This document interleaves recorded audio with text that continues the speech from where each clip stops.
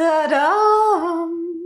Eh oui, j'ai acheté quelques livres que je vais vous présenter. Donc ici, il y a du glauque et du romantique. Tout à fait comme moi-même, en fait, vous avez deux côtés complètement opposés de la personnalité, c'est moi. Donc, on va retrouver ici essentiellement Stephen King et puis Lucinda Riley. Mais avant de passer à ces deux auteurs qui nous plaisent tant, on va commencer par professeur David Kaya. Et c'est justement quand j'ai vu ce livre, j'en ai acheté d'autres. Arrêtez de vous priver. Manger, boire, bien vivre, tout est enfin possible. Donc, ici nous sommes à un peu plus de 200 pages. Ça se présente comme ceci. Je pense que je vais le lire immédiatement. Hein. Ça a l'air sympa. Donc, les interdits sont partout, entraînant une culpabilisation généralisée, mais il est temps de retrouver notre liberté de santé. Ce livre nous montre comment il est possible de gérer au quotidien nos péchés mignons et autres excès. Alcool, tabac, sucre, sel, soleil, écran. Tout est possible aujourd'hui. Selon l'auteur, bien vivre sans se priver n'est pas une promesse, mais notre assurance santé. David Kaya, cancérologue de renommée internationale, a été chef du service de cancérologie à l'hôpital de la Pitié-Salpêtrière et professeur à l'université Pierre et Marie Curie. Voilà, donc ici nous avons l'étiquette, bien évidemment. Comment faire sans? Pourquoi coller ça sur les livres, quoi? Bon, j'ai déjà scanné tous les bouquins, donc c'est inutile de les rescanner, c'est très bien déjà. Je l'ai fait dans le magasin en cherchant si j'avais ou pas. Donc le Figaro Magazine, il nous laisse un ouvrage décomplexant et déculpabilisant, la remise en cause de certaines vérités pour nous aider à vivre avec nos petits travers, un message positif et libérateur qui fait du bien. Je vous avoue qu'il y en a plein de bouquins là ici que j'ai pris et que je n'ai pas lu les quatrièmes de couverture et que je vais donc découvrir les quatrièmes directement avec vous. J'enlève les étiquettes parce qu'elles me gênent en fait déjà à la lecture et puis je déteste les étiquettes collées comme ça à un livre même, ça m'énerve. Quand c'est encore sur la jaquette ça va, mais les livres. Donc j'ai pris Stephen King et Dolores Claiborne. Tout ça c'est aux éditions Livre de Poche, hein. Il n'y a que Livre de Poche et puis bien évidemment Charleston pour Lucinda Riley. Donc ici nous sommes, c'est pas très long hein, comme lecture et puis c'est assez espacé quand même. Ah bah dis donc, il y en a des choses ici hein, sur Stephen King. Il y a 355 pages, donc il y en a des choses, c'est de ça que je vous parle. Voilà, il y en a des livres sympathiques. Je suis qu'une vieille femme, avec un mauvais caractère et une langue encore pire. Mais c'est ce qui arrive le plus souvent quand on a eu une vie mauvaise. Tout le monde à Little Tall connaît Dolores Claiborne. Mais on ne sait toujours pas si l'accident qui a provoqué la mort de son mari il y a 30 ans en était réellement un. Aujourd'hui, elle est de nouveau soupçonnée. On vient de découvrir le cadavre de la riche et sénile Vera Donovan, dont elle était la gouvernante depuis des décennies. Dolores n'a désormais plus le choix. Elle doit passer aux aveux. Pourtant, ce qu'elle raconte est très différent de ce qu'on aurait pu imaginer. Beaucoup plus noir, beaucoup plus terrible. Une héroïne poignante, l'une des plus bouleversantes de Stephen King qui a été incarnée au cinéma par Kathy Bates dans un film de Taylor Hackford. Donc l'Express qui nous laisse son avis, King invente la tragédie à un seul personnage, un exploit littéraire. À découvrir, je pense que je vais flipper. Puis j'ai pris Salem, voilà. Et il est bien épais. Il fait 827. 830 pages.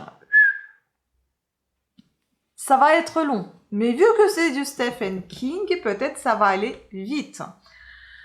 Alors, j'aime bien, vous voyez, c'est la couverture un peu légèrement brillante par endroits. Donc, ce qui a écrit Stephen King lui-même.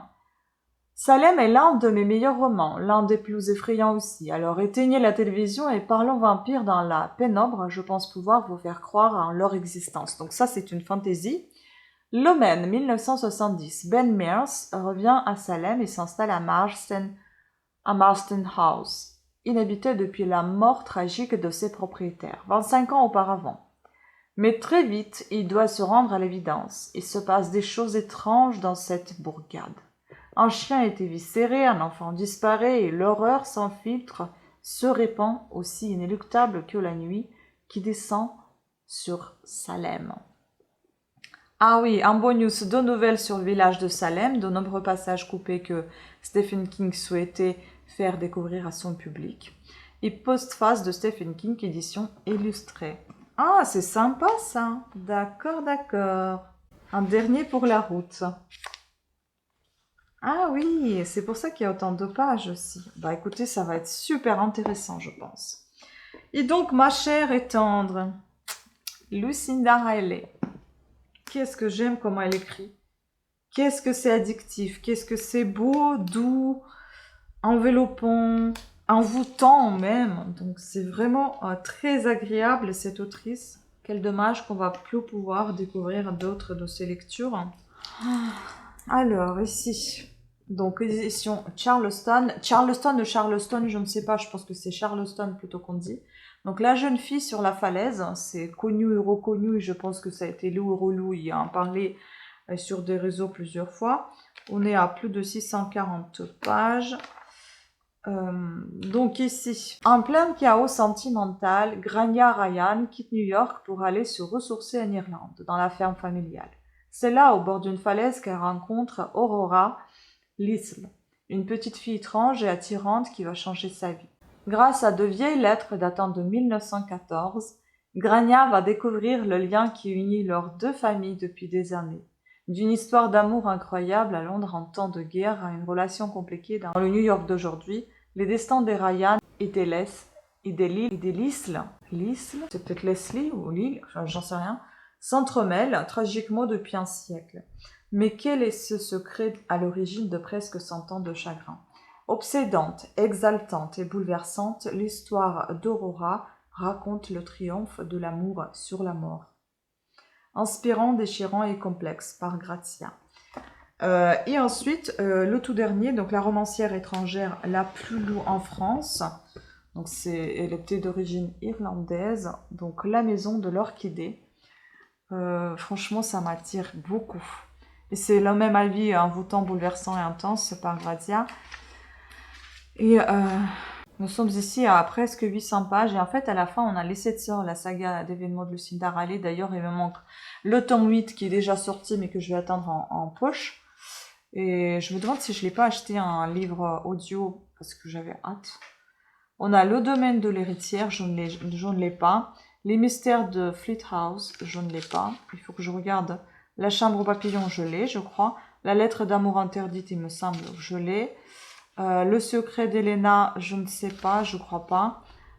Une belle italienne non plus, je crois que c'est trop tragique pour ma part. La jeune fille sur la falaise, si, bah celle-ci que je viens de vous présenter. Et puis l'ange de Marshmallow Hall, je l'ai. Donc ici, nous avons Wharton Park. Julia Forrester n'a jamais oublié les étés idylliques de son enfance. Vous aimez mon accent, Forrester?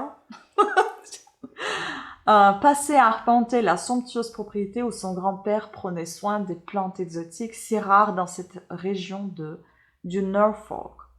Aussi, est-ce tout naturellement qu'elle vient y chercher refuge après le terrible drame qui a bouleversé sa vie. Mais si ces terres sont chargées de souvenirs, Julia ne tarde pas à découvrir qu'elles abritent également bien des secrets. C'est dans le journal intime tenu dans les années 1940 par son aïeul qu'elle perce peu à peu le mystère d'une histoire d'amour qui a presque détruit le domaine plus de 50 ans auparavant. À travers les destins croisés de deux familles ravagées par la guerre, un roman étourdissant entre Europe et Asie, comme sait si bien nous les offrir Lucinda Riley. Ouais, je pense que ça va être assez dramatique, mais assez sympathique. Regardez-moi comment c'est joli. C'est vraiment très très bon. Donc je suis trop contente de mes acquisitions, mes nouvelles acquisitions, même si je vous ai dit que j'arrêtais. Oui, j'arrêtais. J'ai pas pu m'abstenir en passant, hein, franchement, et bon, j'ai pris quand même des choses qui me plaisent énormément.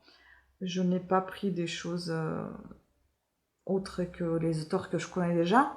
sauf l'auteur sur la psychologie, on va dire, mais ça c'est quelque chose qui me passionne toujours, découvrir de plus en plus. Donc voilà. Sur ce, je vous embrasse. Pensez à vous abonner, à activer la petite cloche de notification afin d'être averti de nouvelles sorties de vidéos. Même si cette vidéo était très courte, j'espère qu'elle vous a plu quand même. À très très bientôt. Ciao.